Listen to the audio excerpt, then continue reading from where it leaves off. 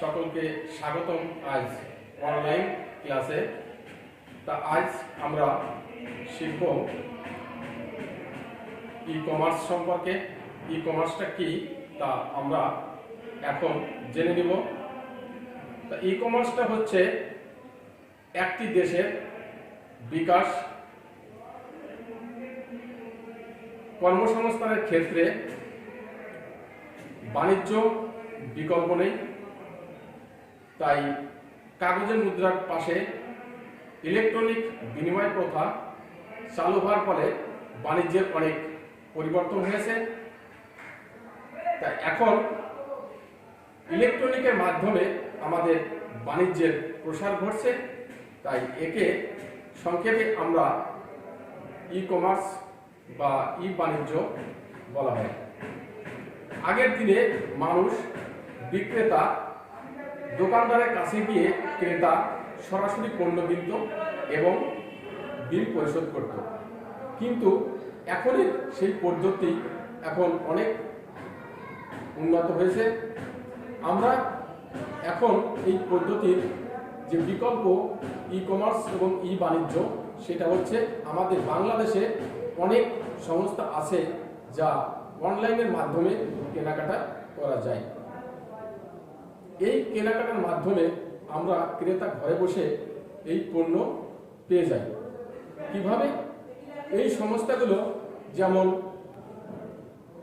দারাজ, ই valley, এইরকম অনেক অনেক সংস্থা আছে যারা এই ই কমার্সের ব্যবসা করেন।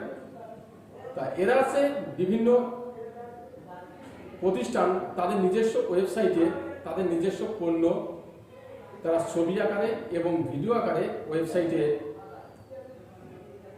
দিয়ে থাকেন এবং ক্রেতা সেই ছবি দেখে পণ্যের মূল্য তালিকা দেখে তারা অর্ডার করেন।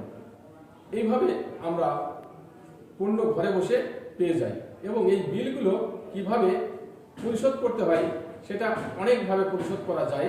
তা আমি দেখাবো যে প্রথম এই বিল পরিশোধের কিভাবে এই বিল পরিশোধ করা যায়।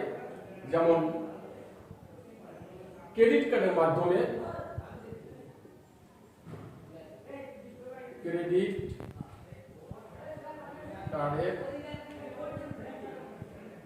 ক্রেডিট কার্ডের মাধ্যমে, দ্বিতীয়ত মোবাইল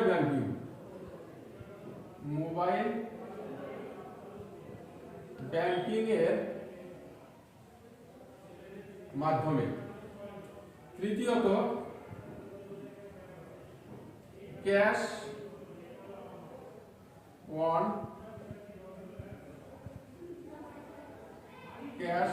ডেলিভারি, অর্থাৎ ক্রেডিট কার্ডের মাধ্যমে এই বিল পরিশোধ করা যায়। দ্বিতীয়ত মোবাইল ব্যাংকিং এর মাধ্যমেও তুমি ওই পণ্যের মূল্য পরিশোধ করতে পারো। ক্যাশ অন ডেলিভারি, এই ক্যাশ অন ডেলিভারি অর্থাৎ পণ্য ক্রেতার কাছে পৌঁছানোর পর তুমি বিল পরিশোধ করতে পারো। তো এই প্রসেসটা অনেক ভালো। তা আমরা এই অনলাইনের মাধ্যমে আমরা জামা কাপড়, বইপত্র, বিভিন্ন রকমের খাদ্য সামগ্রী, শৌখিন সামগ্রী, বিভিন্ন রকমের এইগুলো অর্ডার করে আমরা ঘরে বসে পেতে পারি।